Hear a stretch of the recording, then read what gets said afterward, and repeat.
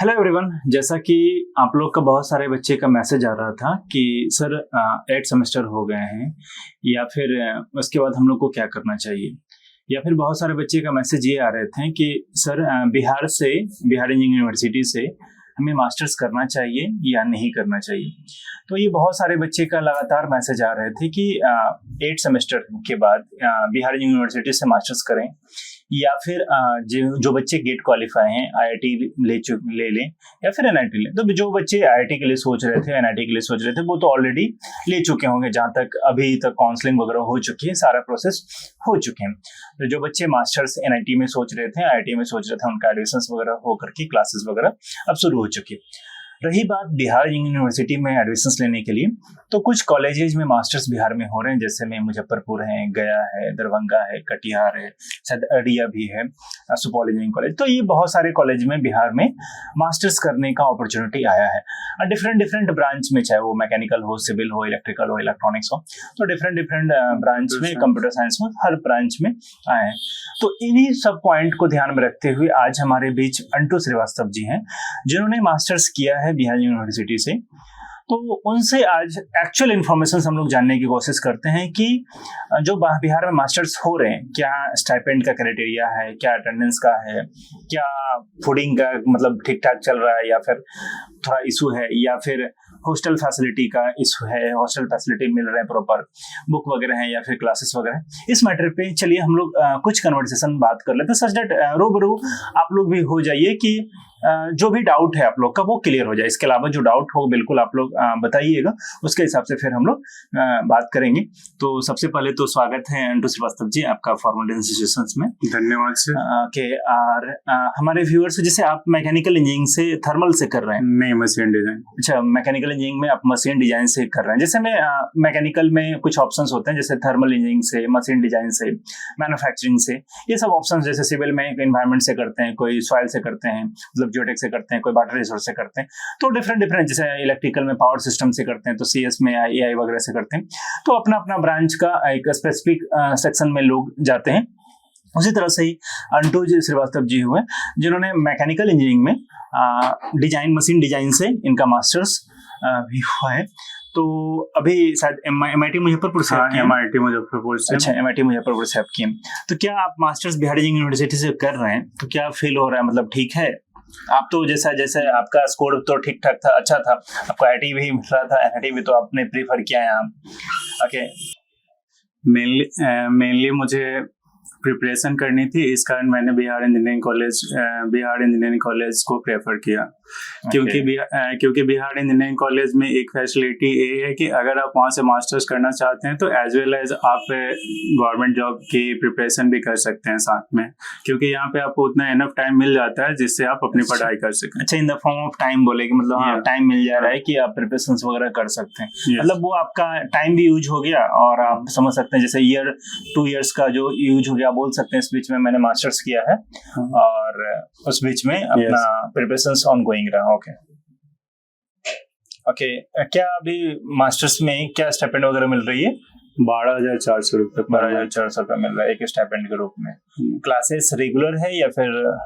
Classes अभी तो regular classes कभी कभी होती है। ओके, कभी कभी, बट अटेंडेंस यहाँ पे मैंडेटरी है, मंडे टू सैटरडे, और जो भी गेट से बच्चे एडमिशन लेते हैं उनके लिए 75% मिनिमम अटेंडेंस का क्राइटेरिया है। अगर उनका 75% नहीं होता है तो उनके स्टाइपेंड नहीं आती है, और जो बच्चे नॉन गेट से एडमिशन लेते हैं उनके लिए 65% अटेंडेंस का क्राइटेरिया है। अच्छा, इसमें तो दो मोड में एडमिशन है, एक गेट के थ्रू, एक नॉन गेट के थ्रू। नॉन गेट के थ्रू भी जो सीटें बच जाती हैं गेट उसमें, नॉन गेट के थ्रू बीटेक में परसेंटेज इनका ज्यादा होता है, उस बेसिस पे उनको कॉलेजेस मिलते हैं। ओके, तो उनमें से तो स्टाइपेंड नहीं होगा, जो विदाउट लोगों को स्टाइपेंड नहीं मिलती नहीं है। ओके, तो गेट के थ्रू जो बच्चे एनरोल होते हैं, मतलब मास्टर्स में, उनका स्टाइपेंड है 12,400 per month. 12,400 per month. And जो नॉन गेट स्टूडेंट्स हैं उनको मास्टर्स नहीं है, लेकिन अटेंडेंस मैंडेटरी है। फेशियल पहले तो बायोमेट्रिक था। अच्छा, अब फेशियल हो गया, अटेंडेंस मैंडेटरी कर दिया गया। अटेंडेंस मैंडेटरी कर दिया गया। पहले दोनों था, बायोमेट्रिक और फेशियल दोनों था, बट अब फेशियल की। ओके, तो मतलब अटेंडेंस मैंडेटरी है, 75% रेट हो गया। गेट वाले के लिए 75% है और नॉन गेट वाले के लिए 60 to 65%। 60 to 65%। यहाँ पे एक चीज ये है कि आपको पूरा पढ़ाई करने के लिए टाइम मिल जाता है। ओके, बिहार यूनिवर्सिटी में ये एक फायदा हो रहा है कि जो बच्चे कहीं से प्रिपरेशन कर चुके हैं या फिर ऑनलाइन मोड में कर रहे हैं तो उनको एक मिल जा रहा है सप्लीमेंट्री टाइम की, उस टाइम को यूटिलाइज करते हुए आप सोच सकते हैं। जैसे मैं आप लोग का डाउट भी था कि 8 सेमेस्टर के बाद जिनका गेट क्वालिफाई हुआ, तो हम मेरी सजेशन ये भी होगा कि जो गेट क्वालिफाई किए हैं बिल्कुल कोशिश कीजिए आप एडमिशंस, जो बहुत सारे कॉलेज अब खुल चुके हैं उस कॉलेज में कोशिश कीजिए कि एडमिशंस आप लोग ले लें। और क्या फैसिलिटी वगैरह में मतलब लाइब्रेरी वगैरह है? हाँ, कॉलेज में लाइब्रेरी है, आपको हॉस्टल भी मिलेंगे, वहाँ पे मेस भी है, सारे फैसिलिटी। बीटेक वगैरह की क्लास भी लेनी होती है आप लोग को? नहीं, लैब ड्यूटी वगैरह लगती है। ओके, और इसमें जो स्टाइपेंड टाइम पे हो जाते हैं क्रेडिट? हाँ, स्टाइपेंड पर मंथ 1 से 10। अच्छा, 1 से 10 तक आ जाता है। ओके। और जैसे मैं आपके बहुत सारे जूनियर हैं, कुछ सजेस्ट करना चाहिएगा कि मतलब क्या करना चाहिए, मतलब लेना चाहिए एडमिशन से या नहीं लेना चाहिए? जब कॉलेज तो खुल गए हैं, अभी अच्छे खासे बच्चे भी पास आउट हुए हैं, उनको क्या करना चाहिए? मैं बोलना चाहूंगा उन बच्चों के कि आप लोगों को अगर एमटेक के साथ साथ आप लोगों को प्रिपरेशन करनी है, जैसे पीएसयू के लिए या कोई स्टेट पीसीएस यूपीएससी वगैरह के लिए आप अगर तैयारी करना चाहते हैं तो ऑनलाइन कोर्सेज लेकर के आप यहाँ से एमटेक कर सकते हैं। एमटेक लेने का बेनिफिट आपको बिहार में काफी देखने को मिलेगा। जैसे अगर लेक्चरर की वैकेंसी आती है, बिल्कुल, उसमें आपको एमटेक का वेटेज मिलेगा। अभी ITI वाइस प्रिंसिपल की आई है, इसमें आपको 20% वेटेज मिल रहा है, 20 मार्क्स का वेटेज मिल रहा है। तो ये सब जितने सारे, इवन असिस्टेंट प्रोफेसर में भी आपको एमटेक के मार्क्स का वेटेज मिलता है। इस कारण मैं सजेस्ट करना चाहूंगा कि आप लोग टाइम बर्बाद नहीं कीजिए, आपका एमटेक साथ में साथ चलता रहेगा और इधर आप अपनी जॉब की प्रिपरेशन करना चाहते हैं। तो ये चीज बेनिफिशियल भी रहेगा। दूसरी चीज आपको जो टाइम गैप होंगे उस चीज को आप फुल्ली सेटिस्फाई कर पाएंगे कि हाँ, सेमेस्टर के लिए आपको ज्यादा पढ़ने की जरूरत नहीं होगी। अगर आप डेली 2 से 3 घंटे भी निकाल लेते हैं तो आपकी सेमेस्टर की प्रिपरेशन अच्छे से हो जाएगी। अच्छा, जो M Tech semester total 4 semester, total 4 semester, जिसमें फर्स्ट 2 सेमेस्टर आपके थ्योरी पेपर होते हैं। ओके, और लास्ट 2 सेमेस्टर आपको प्रोजेक्ट वर्क होगा। हाँ, तो फिर ठीक है, मतलब फर्स्ट 4 या 5 पेपर होंगे फर्स्ट सेम में हम लोग के 5 पेपर अप्रोक्सीमेट 4 to 5 पेपर होते हैं। तो 4 to 5 पेपर फर्स्ट सेमेस्टर में, 4 to 5 पेपर सेकंड सेम में, थर्ड में आपका प्रोजेक्ट पेपर होगा, देन उसके बाद आपका प्रोजेक्ट होगा। ओके, देन 5 फोर्थ में आपका प्रोजेक्ट।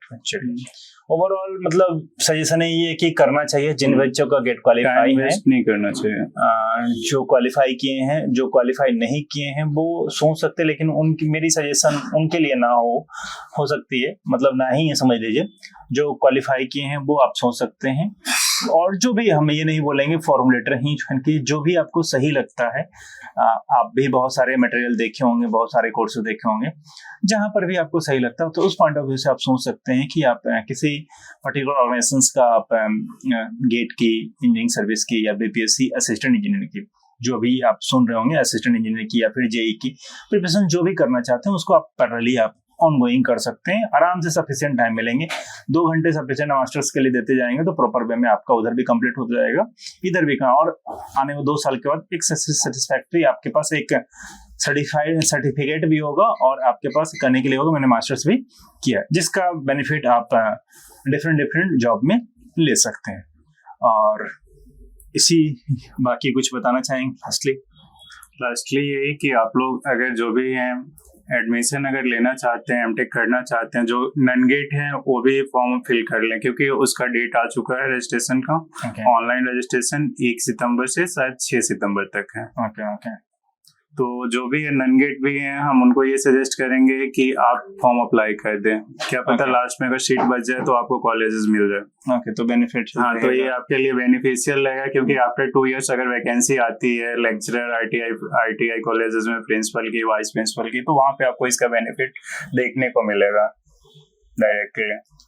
तो यहाँ से, और इसके साथ साथ अगर आप एडमिशन लेते हैं बिहार के इंजीनियरिंग कॉलेज में, तो आप अपनी जॉब के लिए एग्जाम की प्रिपरेशन भी साथ ही पैरेलल में कर सकते हैं। दोनों काम आप कर सकते हो यहाँ पे। ये एक तरीके से आप खाली बैठने से बेटर है कि आप एडमिशन ले लीजिए, प्रिपरेशन ऑनगोइंग रखिए, ये ज्यादातर ठीक रहेगा।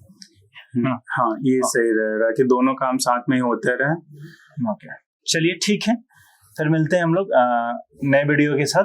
तब तक के लिए टेक केयर। बाकी आप लोग का कोई भी डाउट हो, इस रिलेटेड कोई भी कंसर्न हो, तो बिल्कुल कमेंट कीजिएगा। मिलते हैं हम लोग नेक्स्ट वीडियो में। बाय, धन्यवाद।